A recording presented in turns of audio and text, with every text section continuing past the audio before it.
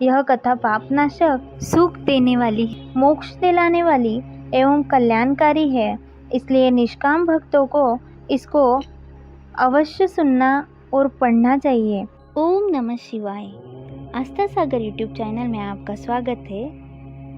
रुद्र संहिता के कुमारखंड का अध्याय 20वां। इस अध्याय में पृथ्वी परिक्रमा का आदेश, गणेश विवाह व कार्तिकेय का रुष्ट होना, इन सभी बातों का वर्णन किया गया है। नारद जी ने पूछा, हे विधाता, आपने मुझे श्री गणेश के जन्म एवं उनके अद्भुत पराक्रम और साहस के साथ माता पार्वती के द्वार की रक्षा करने का उत्तम वृत्तांत सुनाया। अब मुझे यह बताइए कि जब भगवान शिव ने गणेश को पुनर्जीवित करके अनेक आशीर्वाद प्रदान किए, तब उनके पश्चात वहाँ क्या हुआ? ब्रह्मा जी बोले, हे मुनिश्रेष्ठ नारद, तत्पश्चात भगवान शिव पार्वती अपने दोनों पुत्रों गणेश और कार्तिकेय के साथ आनंद पूर्वक अपने निवास स्थान कैलाश पर रहने लगे। शिव पार्वती अपने पुत्रों गणेश और कार्तिकेय की बाल लीलाओं को देखकर बहुत प्रसन्न होते और बहुत लाड़ प्यार करते। वे दोनों अपने माता पिता की भक्ति भावना से पूजा अर्चना करते थे, जिससे शिव पार्वती बहुत प्रसन्न होते। धीरे धीरे ऐसी ही लीलाओं के बीच समय बीतता गया और गणेश व कार्तिकेय युवा हो गए। तब एक दिन शिव पार्वती साथ साथ बैठे हुए आपस में बातचीत कर रहे थे। देवी पार्वती ने भगवान शिव से कहा कि प्रभु, हमारे दोनों ही पुत्र विवाह के योग्य हो गए हैं, अतः हमें अब दोनों पुत्रों का विवाह कर देना चाहिए। तब दोनों ये विचार करने लगे कि पहले गणेश का विवाह किया जाए या कार्तिकेय का। जब माता पिता ने अपनी इच्छा पुत्रों को बताई तो उनके मन में भी विवाह की इच्छा जाग उठी। दोनों पुत्र विवाह के लिए सहर्ष तैयार हो गए। तब भगवान शिव अपने पुत्रों से बोले, हे पुत्रों, तुम दोनों ही हमारे लिए प्रिय हो, परंतु हम इस असमंजस में हैं कि तुम दोनों में से पहले किसका विवाह किया जाए। इसलिए हमने एक युक्ति निकाली है। तुम दोनों में से जो भी पृथ्वी की परिक्रमा करके पहले लौट आएगा, उसका विवाह पहले किया जाएगा। अपने पिता के ये वचन सुनकर कुमार कार्तिकेय तुरंत अपने वाहन पर सवार होकर यथाशीघ्र पृथ्वी की परिक्रमा करने हेतु माता पिता की आज्ञा लेकर निकल पड़े। परंतु श्री गणेश यही यथावत खड़े होकर कुछ सोचने लगे। तत्पश्चात उन्होंने घर के अंदर जाकर स्नान किया और पुनः माता पिता के पास आए और बोले, आप दोनों मेरे द्वारा लगाए गए इन आसनों को ग्रहण कीजिए। मैं आप दोनों की परिक्रमा करना चाहता हूँ। तो भगवान शिव और देवी पार्वती ने हर्षपूर्वक आसन ग्रहण कर लिया। शिव पार्वती के आसन पर बैठ जाने के पश्चात गणेश ने उन्हें हाथ जोड़कर बारंबार प्रणाम किया और उनकी विधि विधान से पूजा अर्चना की। पूजा करने के बाद उन्होंने भक्तिभाव से उनकी 7 बार परिक्रमा की।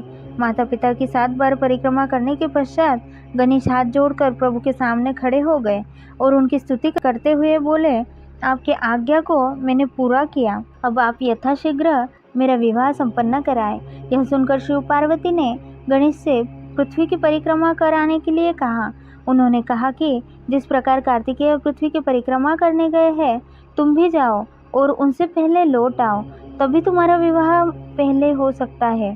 शिव शिवा के ये वचन सुनकर गणेश बोले, आप दोनों तो महाबुद्धिमान हैं, आपके ज्ञान की कोई सीमा नहीं है, आप धर्म और शास्त्रों में पारंगत हैं। मैं तो आपकी आज्ञा के अनुरूप पृथ्वी की परिक्रमा 1 बार नहीं बल्कि 7 बार कर आया हूँ। यह सुनकर शिव पार्वती बड़े आश्चर्यचकित होकर बोले कि हे पुत्र, तुम इतनी विशाल 7 द्वीप वाली समुद्र, पर्वत और काननों से युक्त पृथ्वी की परिक्रमा कब कर आए? तुम तो यहाँ से कहीं गए भी नहीं। भगवान शिव और देवी पार्वती के इस प्रकार के किए गए प्रश्नों को सुनकर बुद्धिमान गणेश जी बोले, मैंने आप दोनों की पूजा करके आपकी 7 बार परिक्रमा कर ली है। इस प्रकार मेरे द्वारा पृथ्वी की परिक्रमा पूरी हो गई। वेदों में इस बात का वर्णन है कि अपने माता पिता की श्रद्धा भाव से पूजा करने के पश्चात उनकी परिक्रमा करने से पृथ्वी की परिक्रमा का पुण्य फल प्राप्त होता है। माता पिता के चरणों की धूल ही पुत्र के लिए महान तीर्थ है। वेद शास्त्र इनको प्रमाणित करते हैं, फिर आप क्यों इन बातों को मानने से इनकार कर रहे हैं?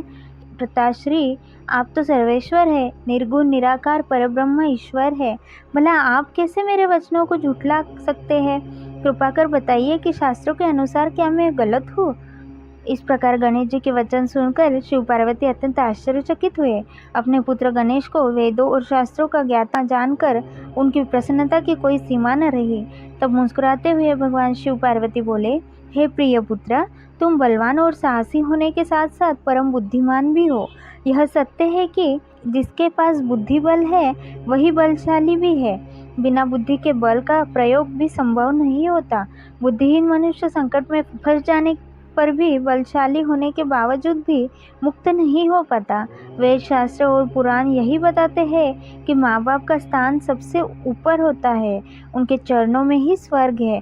अपने माता पिता की आज्ञा का पालन करना ही पुत्र का एकमात्र धर्म है। उनकी परिक्रमा पृथ्वी की परिक्रमा से बढ़कर है। अतः तुम्हारी बात सर्वथा सत्य है। तुमने कार्तिकेय से पहले ही पृथ्वी की परिक्रमा पूर्ण कर ली है। अतः हमें तुम्हारा विवाह सबसे पहले और शीघ्र ही करना है। जब भगवान शिव और पार्वती ने गणेश की बात का समर्थन कर उसे स्वीकार कर लिया, तब गिरिजानंदन प्रसन्न हो गए और अपने माता पिता को प्रणाम करके वहां से चले गए।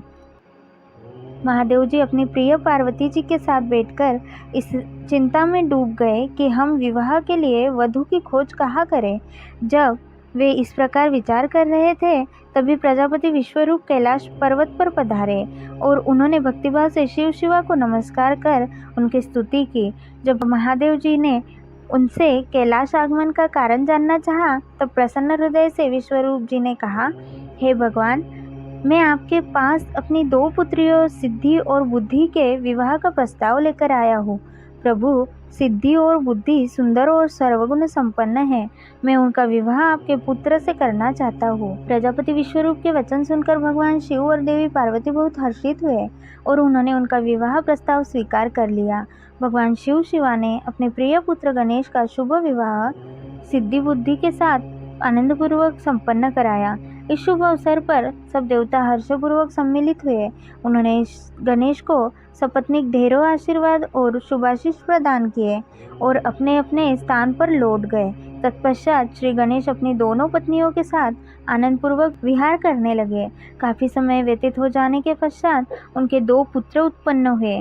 सिद्धि से उत्पन्न पुत्र का नाम शुभ तथा बुद्धि से प्राप्त पुत्र का नाम लाभ रखा गया। इस प्रकार श्री गणेश अपनी दोनों पत्नियों और पुत्रों के साथ आनंदपूर्वक रहने लगे। जब श्री गणेश को सुखपूर्वक अपना जीवन व्यतीत करते हुए काफी समय बीत गया, तब कुमार कार्तिकेय पृथ्वी की परिक्रमा पूरी करके लौट आए। घर पहुंचने ही वाले थे कि रास्ते में ही उनकी भेंट नारद तुमसे हो गई। तब तुमने कार्तिकेय से कहा कि तुम्हारे माता पिता ने तुमसे सौतेला व्यवहार किया है। तुम्हें पृथ्वी की परिक्रमा पर भेजकर तुम्हारे भाई गणेश का 2 सुंदर कन्याओं से विवाह कर दिया है।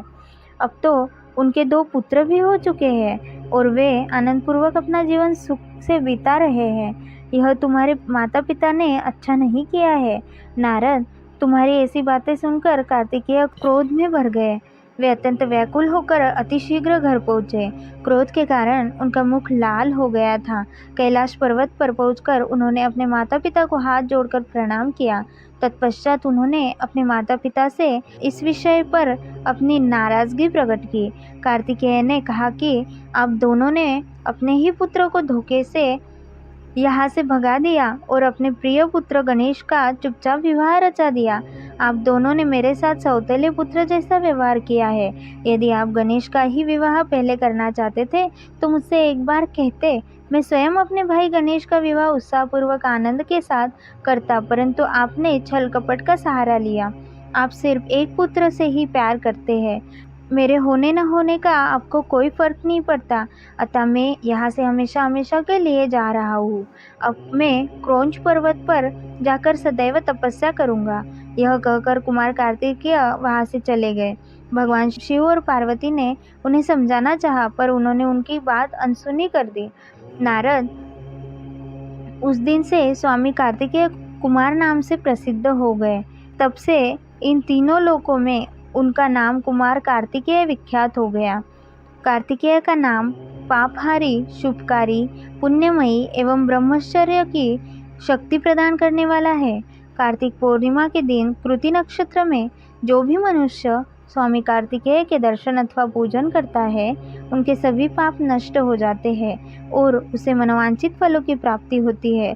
सभी देवता और ऋषिगण भी इस दिन कार्तिकेय के दर्शनों को जाते हैं। उधर कुमार कार्तिकेय के इस प्रकार नाराज होकर चले जाने के कारण उनकी माता पार्वती बहुत दुखी थी। वे शिवजी को साथ लेकर क्रौंच पर्वत पर गई। उन्हें देखकर कार्तिकेय पहले ही वहां से चले गए। तब भगवान शिव उस उत्तम स्थान पर जहां उनके पुत्र कार्तिकेय ने तप किया था, मल्लिकार्जुन नामक ज्योतिर्लिंग के रूप में स्थापित हो गए और आज भी देवी पार्वती के साथ विराजमान है। उस दिन से शिव शिवा दोनों अपने पुत्रों कार्तिकेय को ढूंढने के लिए अमावस्या को शिव और पूर्णिमा के दिन पार्वती जी क्रौंच पर्वत पर जाते हैं।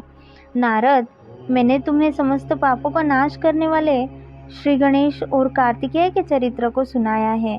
जो भी मनुष्य भक्तिभाव से इसे पढ़ता, सुनता अथवा सुनाता है, उसके सभी मनोरथ पूर्ण होते हैं। यह कथा पापनाशक, सुख देने वाली, मोक्ष दिलाने वाली एवं कल्याणकारी है, इसलिए निष्काम भक्तों को इसको अवश्य सुनना और पढ़ना चाहिए। श्री रुद्र संहिता का कुमार खंड संपूर्णम। इसके आगे का खंड हम अगले अध्याय में सुनेंगे।